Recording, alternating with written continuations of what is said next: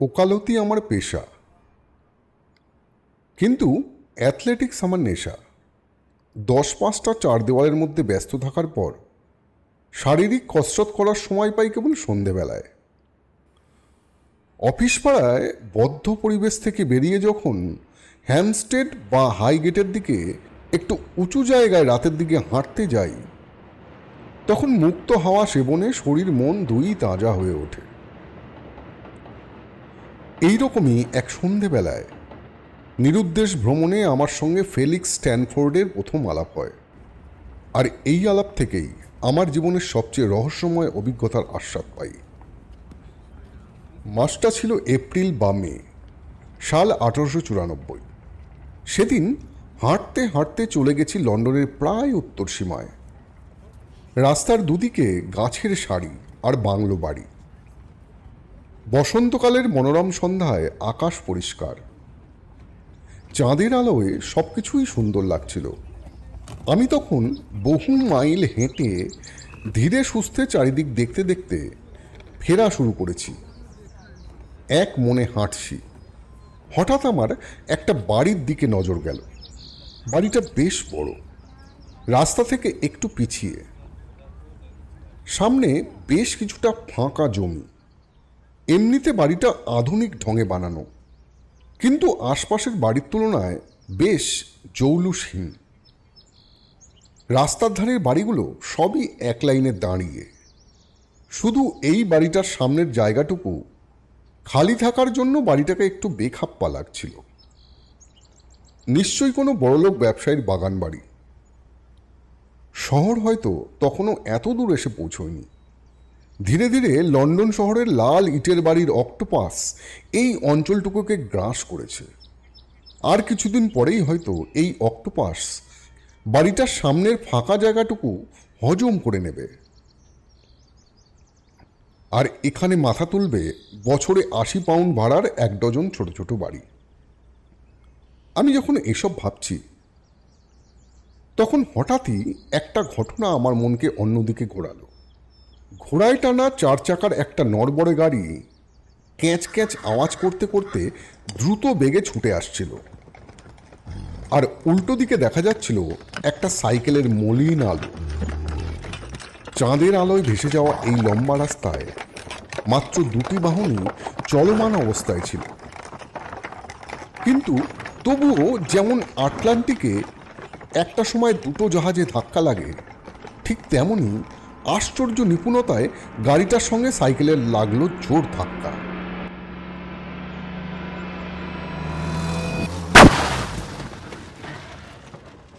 দোষটা সাইকেল আরোহীরই। গাড়ির সামনে দিয়ে সে রাস্তা পার হতে গিয়েছিল। হিসেব ভুল করে ঘোড়ার ধাক্কায় ছিটকে পড়ল রাস্তার উল্টো দিকে। উঠে দাঁড়িয়ে দাঁত খিচিয়ে সে তেড়ে গেল গাড়োয়ানের দিকে। তবে গাড়োয়ানও তাকে বেশ 2-4 কথা শুনিয়ে দিল। এই কথা কাটাকাটির ফাঁকে সাইকেল আরোহী ঘোড়ার গাড়ির নম্বরটা টুকে নিতে ভুলে গেল। আর সেটা বুঝতে পেরেই গাড়োয়ান জোরে গাড়ি হাঁকিয়ে পিচ টান দিল। সাইকেল আরোহী পড়ে থাকা সাইকেলটা তুলতে গিয়ে হঠাৎই বসে পড়ল, আর যন্ত্রণায় অস্ফুট স্বরে আর্তনাদ করে উঠল। আমি ওর কাছে ছুটে গিয়ে বললুম, খুব লেগেছে? ও, মনে হচ্ছে গোড়ালিটা মুচকে গেছে, খুব ব্যথা। আপনার হাতটা একটু বাড়ান, ধরে দাঁড়াবার চেষ্টা করি। উফ। সাইকেলের ম্লান আলোয় ওকে দাঁড় করাতে গিয়ে দেখলাম ভদ্র ঘরের ছেলে, বয়স বেশি নয়। ছোট কালো গোঁফ আছে, চোখ দুটি বড় বাদামি রঙের, ভাঙা চোয়াল আর একটু নার্ভাস দেখতে। স্বাস্থ্য বিশেষ ভালো নয়, হয় পরিশ্রম নয় দুশ্চিন্তার ছাপ পড়েছে ওর ফ্যাকাশে মুখে। আমি ওর হাত ধরে টানতেই ও উঠে দাঁড়ালো এবং সঙ্গে সঙ্গে একটা পা মাটি থেকে তুলে নিল। ওই পাটা নাড়াতে গেলেই যন্ত্রণায় আওয়াজ করছিল। পাটা মাটিতে ফেলতেই পারছি না। উফ। তুমি বয়সে অনেক ছোট, তোমাকে আমি আপনি বলছি না। তুমি কোথায় থাকো? এই তো, এই বাড়িতেই। এই বলে সে মাথা নেড়ে ওই বড় অন্ধকার বাড়িটার দিকে দেখালো। রাস্তা পার হয়ে বাড়ির গেটে ঢোকার সময় এই হতভাগা গাড়িটা ধাক্কা মারলো। উফ, আমায় একটু বাড়ি পর্যন্ত পৌঁছে দেবেন? সহজেই তা করা গেল। প্রথমে ওর সাইকেলটা আমি গেটের ভিতরে রাখলাম, তারপর ওকে ধরে ধরে কম্পাউন্ডের মধ্যে নিয়ে গেলাম এবং ধীরে ধীরে হলঘরের দরজার সামনে পৌঁছালাম। কোথাও একটুও আলো নেই, অন্ধকার। নৈশব্দের জন্য মনে হচ্ছিল এই বাড়িতে কেউ কোনোদিন থাকেনি। ঠিক আছে, অনেক ধন্যবাদ। বলেও দরজার তালায় চাবি লাগানোর চেষ্টা করল।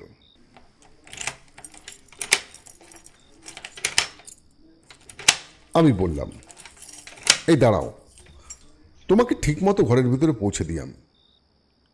ও মৃদু আপত্তি জানালেও এটা ও বুঝতে পারলো যে আমাকে ছাড়া ওর চলবে না। দরজাটা খুলতেই ঘুঁটঘুঁটে অন্ধকারে ঢাকা হলঘর দেখতে পাওয়া গেল। ও একদিকে হেলে গিয়ে এগিয়ে যেতে লাগলো, আমার হাত ওর বাহুতে। অন্ধকারে চোখ সইয়ে নিতে নিতে ও বলল, এই যে ডান দিকের এই দরজাটা। আমি দরজাটা খুললাম, আর তখনইও কোনো রকমে একটা দেশলাই জ্বালালো।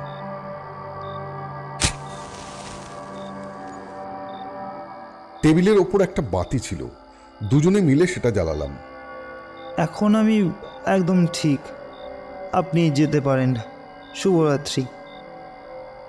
এই বলেও একটা চেয়ারে বসল এবং প্রায় সঙ্গে সঙ্গেই অজ্ঞান হয়ে গেল।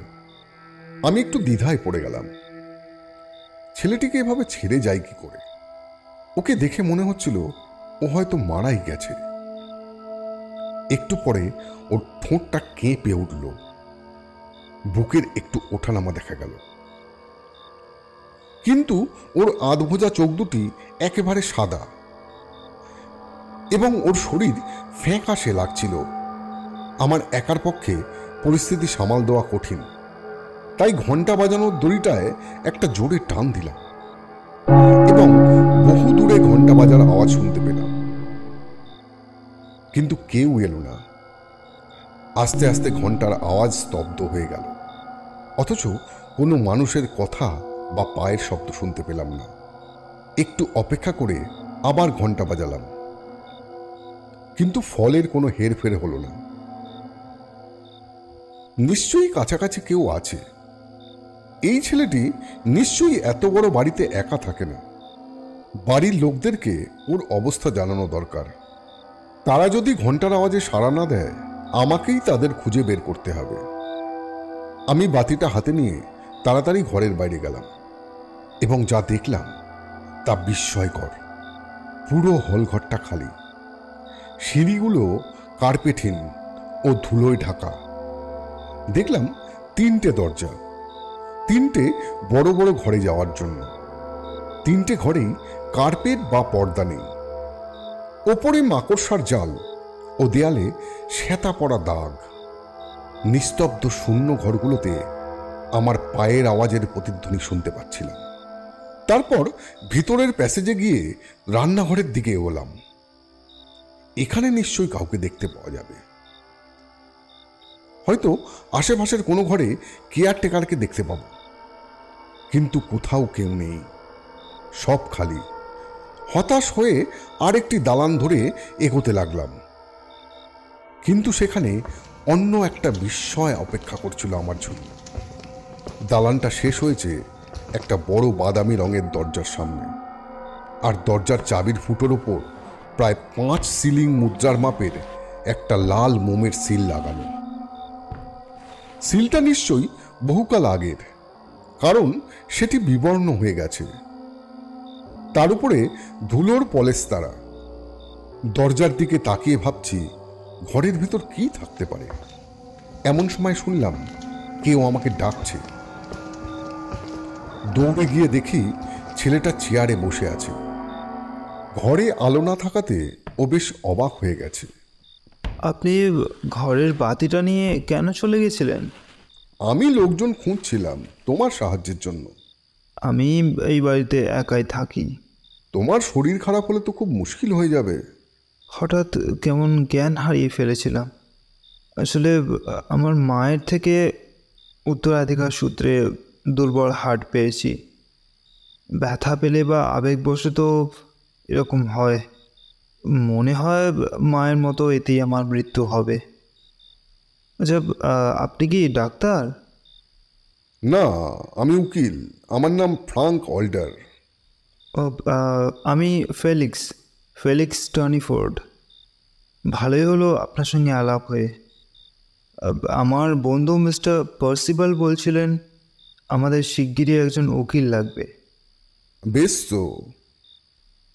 সেটা অবশ্য মিস্টার পার্সিবালের ওপর নির্ভর করছে। আচ্ছা, আপনি বাতি নিয়ে বাড়ির পুরো একতলাটা ঘুরে এলেন? হ্যাঁ। পুরোটা? ও বেশ জোর দিয়ে জিজ্ঞেস করলো, আর তীক্ষ্ণ দৃষ্টিতে তাকিয়ে রইল আমার দিকে। তাই তো মনে হলো, আশা করেছিলাম কাউকে না কাউকে পাবই। সব কটা ঘরে ঢুকেছিলেন কি? যে কটায় ঢুকতে পেরেছিলাম। ও, তাহলে তো আপনি দেখেই ফেলেছেন। এই বলে ও কাঁধটা ঝাঁকালো। ভাবটা এমন যে যা হওয়ার তা তো হয়েই গেছে। কি দেখে ফেলেছি? ওই সিল করা দরজাটা। হ্যাঁ, দেখেছি। ভেতরে কি আছে জানতে ইচ্ছা করেনি আপনার? ব্যাপারটা একটু অদ্ভুত লেগেছিল। আচ্ছা, মনে করুন এই বাড়িতে আপনি বছরের পর বছর কাটিয়ে যাচ্ছেন আর ভাবছেন ওই দরজার ওপরে কি আছে, অথচ ঢুকে দেখছেন না। পারবেন এমন করে থাকতে? কি বলতে চাইছো তুমি? তুমি জানো না যে ওই ঘরে কি আছে? আপনি যতটা জানেন আমিও ঠিক ততটাই জানি। তাহলে দরজা খুলে দেখছো না কেন? উপায় নেই। ওর কথাবার্তায় একটা বিব্রত ভাব ছিল। হয়তো কোনো স্পর্শকাতর জায়গায় অজান্তে ঘা দিয়ে ফেলেছি আমি।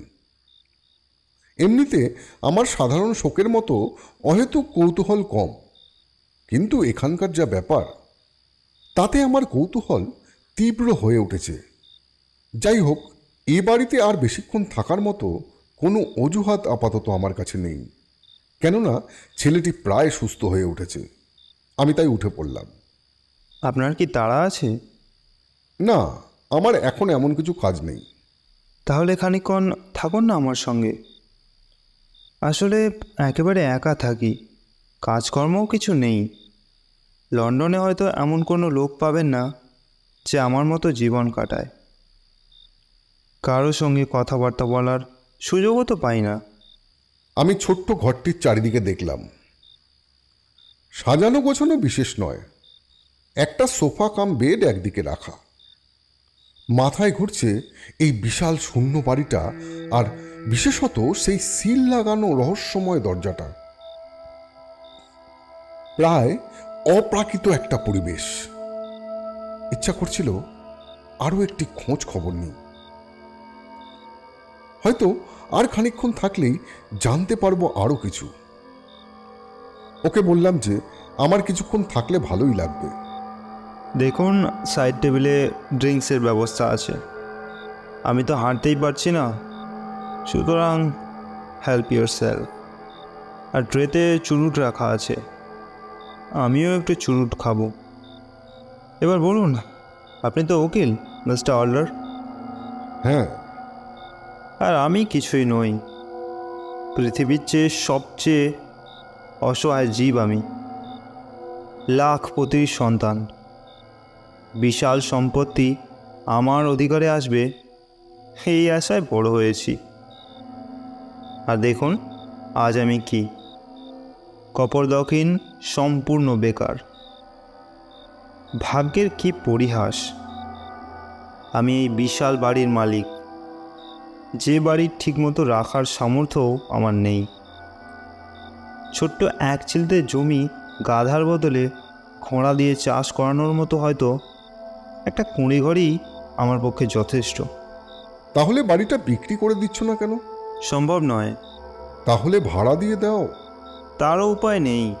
আমার অবাক ভাব দেখে ও একটু হাসল। দাঁড়ান, আপনাকে পুরো ব্যাপারটা বুঝিয়ে বলি, অবশ্য যদি আপনার শুনতে ভালো লাগে। না না, তুমি বলো।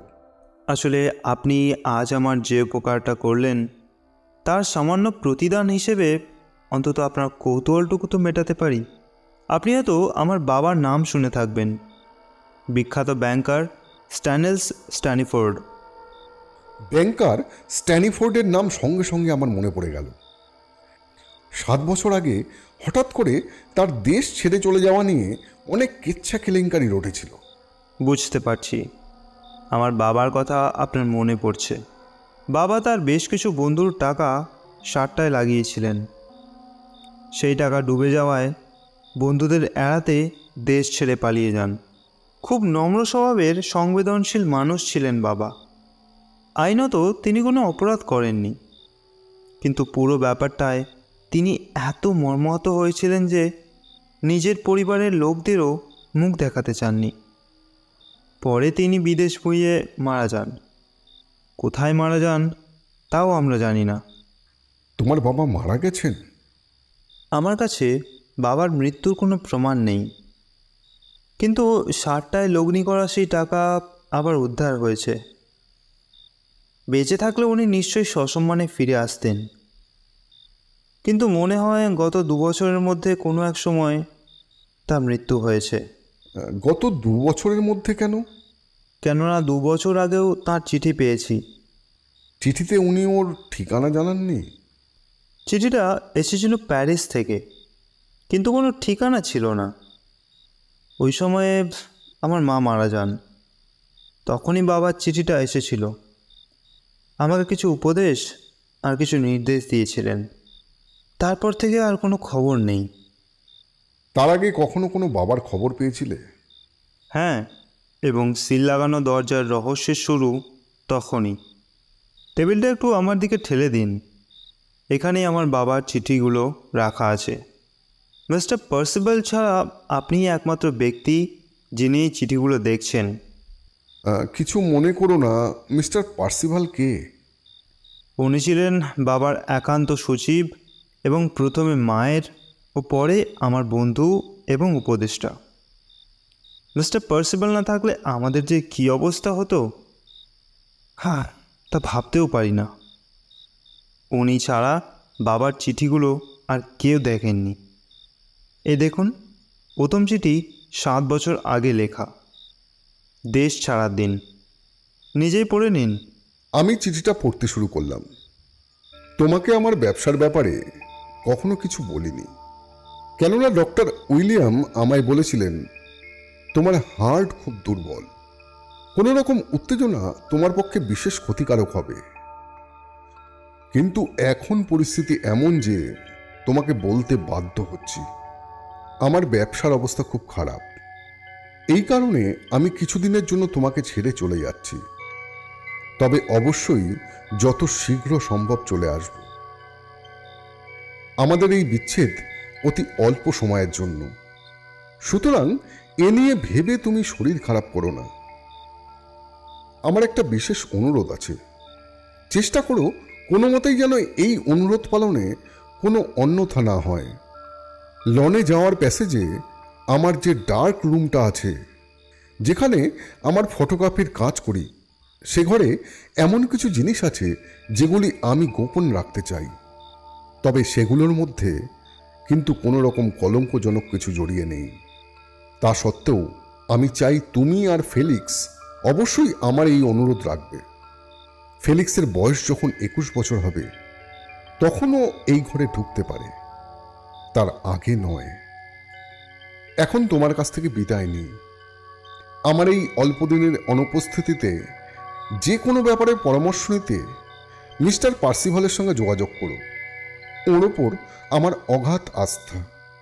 তোমাকে আর ফেলিক্সকে এভাবে ছেড়ে যেতে খুব খারাপ লাগছে, কিন্তু বিশ্বাস করো আমি নিরুপায়। ইতি তোমার স্ট্যানিলস, 4 জুন 1887 সাল। আমার চিঠি পড়া শেষ হলে ফেলিক্স খানিকটা কৈফিয়ত দেওয়া সুরে বলল, আমাদের এই পারিবারিক ব্যাপার আলোচনা করে হয়তো আপনার সময় নষ্ট করলাম। ধরে নিন আপনি সব কিছু একজন লয়ার হিসেবে শুনছেন। অনেক বছর ধরে কাউকে কথাগুলো বলতে চাইছিলাম। আমাকে বিশ্বাস করে এত কিছু বললে এতে আমি খুশি। তাছাড়া পুরো ব্যাপারটা বেশ কৌতূহল জাগায়। জানেন, আমার বাবার সত্যের প্রতি আকর্ষণ ছিল এমনই যে মাঝে মাঝে সেটা প্রায় মানসিক রোগের পর্যায়ে চলে যেত। কখনো মিথ্যে কথা বলতেন না। সুতরাং তিনি যখন বলেছিলেন যে মায়ের সঙ্গে শিগগিরই আবার দেখা করবেন এবং ডার্ক রুমে কোনো কলঙ্কজনক ব্যাপার নেই, বাবা নিশ্চয়ই সত্যি কথাই বলেছিলেন। তাহলে ওই ঘরে কি থাকতে পারে? সেটা আমার বা মায়ের কল্পনার বাইরে। আমরা বাবার কথায় দরজায় সিল লাগিয়ে দিয়েছিলাম এবং সেই সিল এখনও লাগানো। বাবার অন্তর্ধানের পর মা বছর 5 বেঁচে ছিলেন, যদিও ডাক্তাররা ভেবেছিলেন যে মা বেশি দিন বাঁচবেন না। মায়ের হার্টের অবস্থা খুব খারাপ হয়ে গেছিল। বাবার যাওয়ার পর প্রথম কয়েক মাসে মাকে লেখা বাবার 2টো চিঠিই এসেছিল। দুটোই প্যারিস থেকে পোস্ট করা, কিন্তু কোনো ঠিকানা নেই। 2টো চিঠি ছিল ছোট্ট, বক্তব্য একই, চিন্তা করো না, শিগগিরই দেখা হবে। এরপরে মায়ের মৃত্যু পর্যন্ত আর কোনো চিঠি আসেনি। তারপরে আমাকে একটা চিঠি লিখেছিলেন। তার বক্তব্য এতই ব্যক্তিগত যে চিঠিটা আপনাকে দেখাতে পারছি না। চিঠিতে মোটামুটি বলেছিলেন আমি যেন তাকে খারাপ মানুষ না ভাবি। আমায় অনেক উপদেশ দিয়েছিলেন। এও বলেছিলেন যে মায়ের মৃত্যুর পর ওই দরজাটা বন্ধ রাখার যৌক্তিকতা অনেক কমে গেছে। কিন্তু তা সত্ত্বেও আমার 21 বছর বয়স না হওয়া অবধি ওই ঘর না খোলাই ভালো। ঘর খুললে অত্যন্ত বেদনাদায়ক পরিস্থিতির উদ্ভব হতে পারে। বরং অপেক্ষা করলে সময়ের প্রভাবে ওই পরিস্থিতি সামলে নেওয়া সম্ভব হবে। আর বলেছিলেন ওই ঘরের দায়িত্ব আমার উপর থাকলো। সুতরাং বুঝতেই পারছেন দারিদ্র্য সত্ত্বেও এই বাড়ি আমি কেন বিক্রি করিনি বা ভাড়া দিইনি। বন্ধকও তো রাখতে পারতে। বাবা বাড়িটা আগেই বন্ধক রেখেছেন। পুরো পরিস্থিতিটাই অদ্ভুত। আমি আর আমার মা এতকাল আসবাবপত্র বিক্রি করে চালিয়েছি। চাকর বাকরদের একে একে বিদায় করা হয়েছে। আপাতত আমি একটা ঘরেই থাকি। আমাকে দেখাশোনা করারও কেউ নেই। তবে আর মাত্র 2 মাস অপেক্ষা করতে হবে। তার মানে? আমার 21 বছর বয়স হতে আর 2 মাস বাকি। তারপরেই প্রথম কাজ ওই ঘরের দরজাটা খোলা, আর দ্বিতীয় কাজ বাড়িটা বিক্রি করে দেওয়া। আচ্ছা, ফাটকায় লাগানো টাকা যখন উদ্ধার হয়ে গেছিল তখন তোমার বাবা ফিরে এলেন না কেন?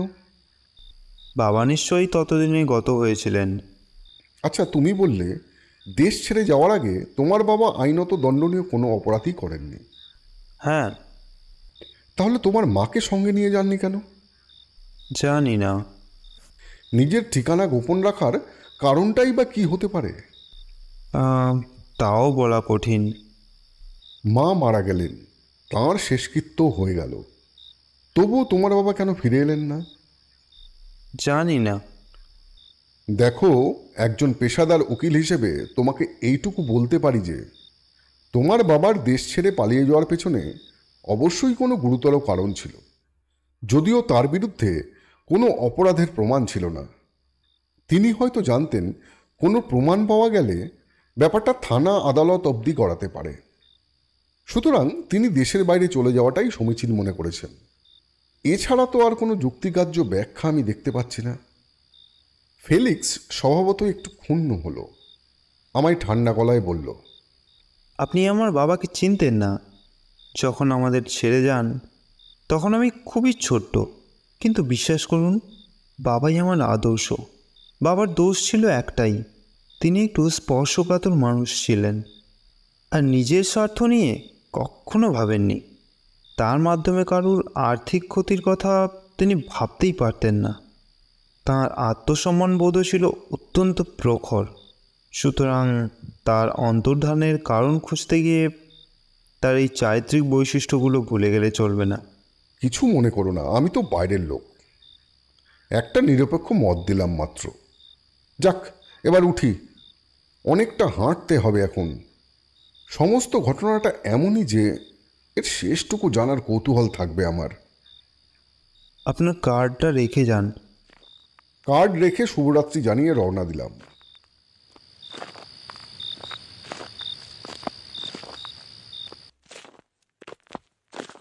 বেশ কিছুকাল আর কোনো খবর পেলাম না তার। হঠাৎ একদিন দুপুরে আমার অফিসের বেয়ারা একটা কার্ড দিয়ে গেল। একজন মিস্টার জে.এইচ. পার্সিভাল আমার সঙ্গে দেখা করতে চান। একটু পরেই তিনি ঘরে ঢুকলেন। বয়স বছর 50, ছোটোখাটো চেহারা, চোখ দুটো কিন্তু উজ্জ্বল। ফেলিক্স স্ট্যানফোর্ডের কাছে আমার নাম নিশ্চয়ই শুনে থাকবেন। অবশ্যই, আমার মনে আছে। ফেলিক্স আপনাকে ওর বাবার অন্তর্ধান এবং একটা সিল করা ঘরের কথা বলে থাকবে। হ্যাঁ। তাহলে আপনি নিশ্চয়ই জানেন যে ফেলিক্সের 21 বছর বয়স হলে ওই ঘরটা খোলার অনুমতি দিয়েছিলেন ওর বাবা। হ্যাঁ, সেটা জানি। আজই ফেলিক্সের বয়স 21 হলো। ঘরটা খুলেছেন? এখনো খুলিনি। আমার মনে হয় দরজাটা খোলার সময় একজন সাক্ষী উপস্থিত থাকা দরকার। আপনি সাক্ষী হিসেবে থাকতে রাজি? হ্যাঁ, সানন্দে। দিনের বেলা আপনি আর আমি দুজনেই ব্যস্ত। রাত 9টায় যদি আমরা এই বাড়িতে পৌঁছই? নিশ্চয়ই আসব। ওই কথাই রইল, আমরা আপনার জন্য অপেক্ষা করব। এই বলে মিস্টার পার্সিভাল বিদায় নিলেন। রাতে পৌঁছলাম ওই বাড়িতে। ফেলিক্সের ছোট ঘরটির মধ্যে ওরা দুজনে আমার অপেক্ষায় বসেছিল। ফেলিক্সকে স্বাভাবিকভাবেই বেশ নার্ভাস লাগছিল, কিন্তু মিস্টার পার্সিভালের বিশেষ উত্তেজিত ভাব দেখে আমার বেশ অস্বাভাবিক লাগলো। ওর মুখ লালচে, হাতগুলো অস্থিরভাবে নড়াচড়া করছে। ফেলিক্স আমাকে দেখে বিশেষ খুশি হয়ে ধন্যবাদ জানালো। তারপরেই বলল পার্সিভালকে, আর দেরি করে কী লাভ, চলুন, যা হওয়ার তাড়াতাড়ি হয়ে যাক। পার্সিভাল বাতিটা হাতে নিয়ে এগিয়ে চললেন, কিন্তু দরজার কাছে পৌঁছানোর আগেই প্যাসেজে দাঁড়িয়ে পড়লেন। ওর হাতটা এত কাঁপছিল যে বাতির আলো ছায়া দেয়ালে ওঠানামা করছিল। একটু ভাঙা গলায় পার্সিভাল বললেন, মিস্টার স্ট্যানফোর্ড, আপনি মন শক্ত করুন। সিল ভেঙে দরজা খোলার পর যাতে কোনো মানসিক আঘাত না পান। কি থাকতে পারে ওই ঘরে পার্সিভাল? আপনি কি বলছেন? আমি ভয় পাবো? না মিস্টার স্ট্যানফোর্ড, কিন্তু আমাদের তৈরি থাকা দরকার। মন শক্ত করা চাই, আপনার যাতে কিছু। পার্সিভাল শুকনো ঠোঁট ভিজিয়ে অতি কষ্টে টুকরো টুকরো কথাগুলো বলছিলেন। তখন আমি স্পষ্ট বুঝেছিলাম যে পার্সিভাল জানেন যে ওই ঘরে কি আছে, এবং যা আছে তা ভয়ানক, বিভৎস। মিস্টার স্ট্যানফোর্ড, এই নিন চাবি, কিন্তু আমার সতর্ক বাণী মনে রাখবেন। পার্সিভালের হাত থেকে চাবির গোছাটা ফেলিক্স ছিনিয়ে নিল। তারপর বিবর্ণ সিলটির নিচে একটা ছুরি ঢুকিয়ে এক ঝটকায় সিলটিকে উঠিয়ে ফেলল। বাতিটা পার্সিভালের হাতে কাঁপছে, তাই আমি বাতিটা আমার হাতে নিয়ে চাবির ফুটোর ওপর আলো ফেললাম, আর ফেলিক্স একটার পর একটা চাবি দিয়ে দরজা খোলার চেষ্টা করতে লাগলো। হঠাৎ একটা চাবি লেগে গেল আর দরজাটা এক ধাক্কায় খুলে গেল।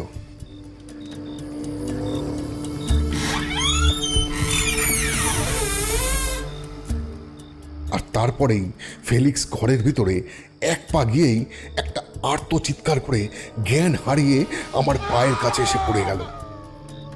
আমি যদি পার্সিভালের সতর্কবাণী না শুনতাম বা ভয়াবহ কিছু সহ্য করার জন্য তৈরি হয়ে না থাকতাম, বাতিটা হয়তো আমার হাত থেকেও পড়ে যেত। ঘরটায় কোনো জানালা বা আসবাবপত্র নেই। একটা ফটোগ্রাফিক ল্যাবরেটরির মতো সাজানো। একপাশে একটা সিঙ্ক আর তাতে একটা কল লাগানো, একটা তাকে কিছু শিশি বোতল রাখা। ঘরের মধ্যে তীব্র অস্বস্তিকর একটা গন্ধ, কিছুটা কেমিক্যালের, কিছুটা জান্তব। আমাদের সামনে একটা টেবিল ও একটা চেয়ার রাখা আছে। আমাদের দিকে পিছন ফিরে একজন ওই চেয়ারে বসে কিছু যেন একটা লিখছে। মানুষটির দেহরেখা এবং ভঙ্গি একদম জীবন্ত মানুষের মতো, কিন্তু ওর ওপর আলো পড়তেই আতঙ্কে আমার মাথার চুল খাড়া হয়ে গেল।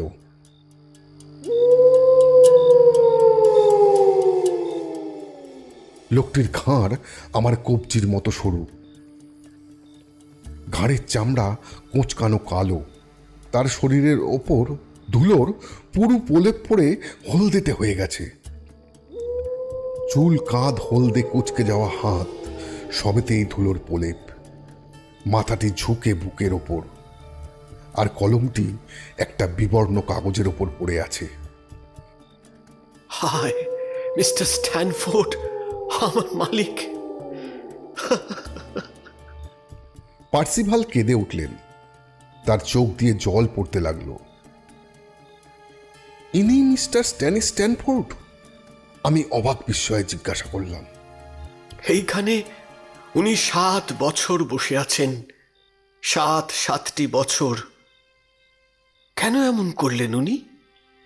কত অনুরোধ করেছি, পায়ে ধরেছি, তাও আমার কথা শোনেননি।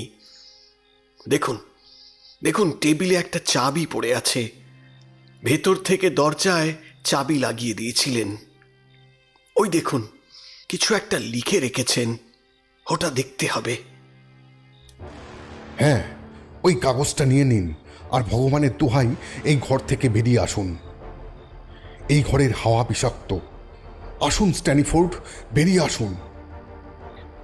আতঙ্কে বিহল ফেলিক্স স্ট্যানিফোর্ডের দুহাত দুজনে ধরে ওকে কিছুটা টানতে টানতে, কিছুটা বয়ে নিয়ে আমরা ওর ঘর থেকে চলে এলাম।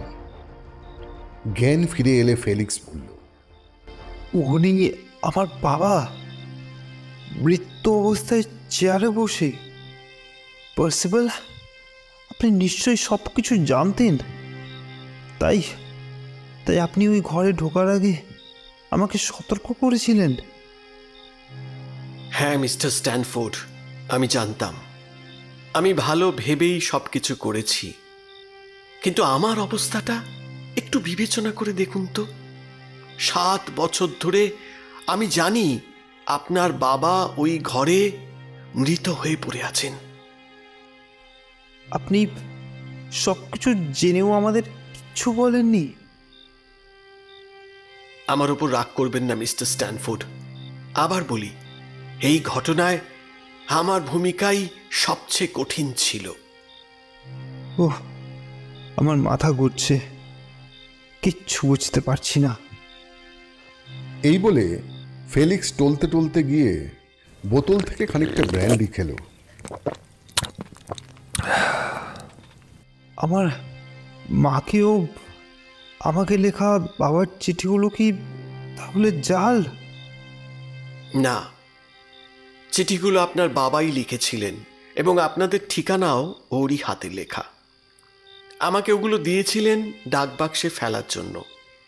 আপনার বাবা আমার মালিক ছিলেন এবং কর্মচারী হিসেবে তার আদেশ আমি অক্ষরে অক্ষরে পালন করেছি। ততক্ষণ ব্র্যান্ডির প্রভাবে ফেলিক্স একটু সুস্থ হয়েছে। ও বলল, এবার বলুন, হয়তো এখন সহ্য করতে পারবো। মিস্টার স্ট্যানফোর্ড, আপনি তো জানেন একটা সময় আপনার বাবা বিশেষ বিপদে পড়েন। উনি ভেবেছিলেন অনেকের কষ্টার্জিত সঞ্চয় ওর গাফিলতির ফলে ডুবতে বসেছে। তখন উনি আত্মহত্যা করার সিদ্ধান্ত নেন। মিস্টার স্ট্যানফোর্ড, আপনি ভাবতেও পারবেন না আপনার বাবার এই সিদ্ধান্ত বদলানোর জন্য আমি আমি কি না করেছি। অনুরোধ, উপরোধ, জবরদস্তি। কিন্তু তিনি মনস্থির করে ফেলেছিলেন। আমাকে শুধু বলেছিলেন যে ওর মৃত্যুটা সহজ না বেদনাদায়ক হবে সেটা নির্ভর করছে আমার ওপর। আমি আমি বুঝতে পেরেছিলাম ওর কথার কোনো নড়চড় হবে না। শেষ পর্যন্ত আমাকে মেনে নিতেই হয় ওর অনুরোধ, আর ওর কথা মতো সবকিছু করতে রাজি হলাম। ওর চিন্তার কারণ ছিল একটাই। লন্ডনের ডাক্তার ওকে বলে দিয়েছিল ওর স্ত্রীর হৃদযন্ত্র খুবই দুর্বল এবং সামান্য মানসিক আঘাতেই তা বন্ধ হয়ে যেতে পারে। স্বামী হিসেবে উনি এমন কিছু করতে চাননি যাতে স্ত্রীর মৃত্যু হয়। এদিকে নিজের জীবনও তার কাছে দুর্বিষহ হয়ে উঠেছিল। কি করে স্ত্রীর কোনো রকম ক্ষতি না করে নিজের জীবন শেষ করা যায়, এই ছিল তার একমাত্র লক্ষ্য। আপনি এখন নিশ্চয়ই বুঝতে পেরেছেন উনি কি রাস্তা নিয়েছিলেন। আপনার মা যে চিঠি পান সেটা আপনার বাবারই লেখা। চিঠিতে যা লেখা ছিল তা সবই সত্য। উনি লিখেছিলেন যে আপনার মায়ের সঙ্গে শিগগিরই ওর দেখা হবে। তার মানে উনি কয়েক মাসের মধ্যেই আপনার মায়ের মৃত্যুর সম্ভাবনার ইঙ্গিত করছিলেন। আপনার মায়ের আসন্ন মৃত্যু সম্বন্ধে উনি এতটাই নিশ্চিত ছিলেন যে আপনার মাকে দুটো মাত্র চিঠি লিখে যান কিছুদিনের ব্যবধান রেখে পাঠানোর জন্য।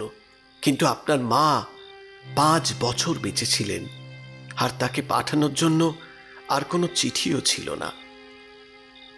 আপনার বাবা আর একটা চিঠি লিখে গেছিলেন যেটা আপনার মায়ের মৃত্যুর পর আপনাকে পাঠাতে বলেছিলেন। এই 3টে চিঠি আমি প্যারিসে গিয়ে ডাকবাক্সে ফেলি, যাতে সকলেই নিঃসন্দেহ হয় যে আপনার বাবা বিদেশে আছেন।